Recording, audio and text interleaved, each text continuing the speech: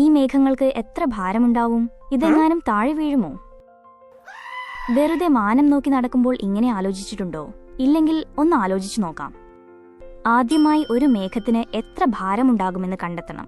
കടലിൽ നിന്നും കരയിൽ നിന്നുമുള്ള ജലം സൂര്യന്റെ ചൂടുകൊണ്ട് ജലബാഷ്പമായി അന്തരീക്ഷത്തിലേക്ക് ഉയരുന്നു. ഈ ജലം അന്തരീക്ഷത്തിലുള്ള പൊടിപടലങ്ങളുമായി കൂടിച്ചേർന്ന് തണുത്ത് മേഘങ്ങളായി മാറുന്നു. മേഘങ്ങൾ രൂപം കൊള്ളുന്നത് എങ്ങനെയെന്ന് വ്യക്തമായല്ലോ. മേഘത്തിൽ പ്രധാനമായുമുള്ളത് ജലകണങ്ങളും ഐസ് ക്രിസ്റ്റലുകളുമാണ്. 1 കിലോമീറ്റർ നീളവും 1 കിലോമീറ്റർ വീതിയും 1 കിലോമീറ്റർ ഉയരവുമുള്ള മേഘം സങ്കല്പിക്കുക. ഇതിന്റെ വ്യാപ്തം 100 കോടി ക്യൂബിക് മീറ്ററാണ്.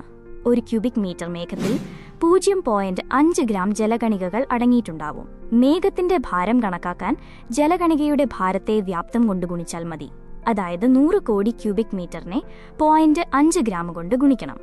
അപ്പോൾ ഉത്തരം 50 കോടി ഗ്രാം എന്ന് കിട്ടും. അതായത് 5 ലക്ഷം കിലോഗ്രാം അഥവാ 500 ടൺ, ഏകദേശം 100 ആനകളുടെ ഭാരം. ഇത്രയും ഭാരമുണ്ടായിട്ടും മേഘങ്ങൾ എങ്ങനെയാണ് ഭൂമിയിലേക്ക് വീഴാതെ ഒഴുകി നടക്കുന്നത്? ചുറ്റുമുള്ള വായുവിന് മേഘങ്ങളെക്കാൾ സാന്ദ്രത കൂടിയതുകൊണ്ടാണ് മേഘങ്ങൾ ഭൂമിയിലേക്ക് വീഴാതെ ആകാശത്ത് ഒഴുകി നടക്കുന്നത്.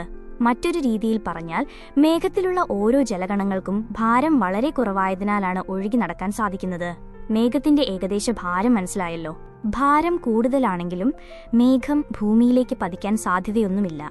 അതുകൊണ്ട് ആശങ്കപ്പെടേണ്ട കാര്യമില്ല.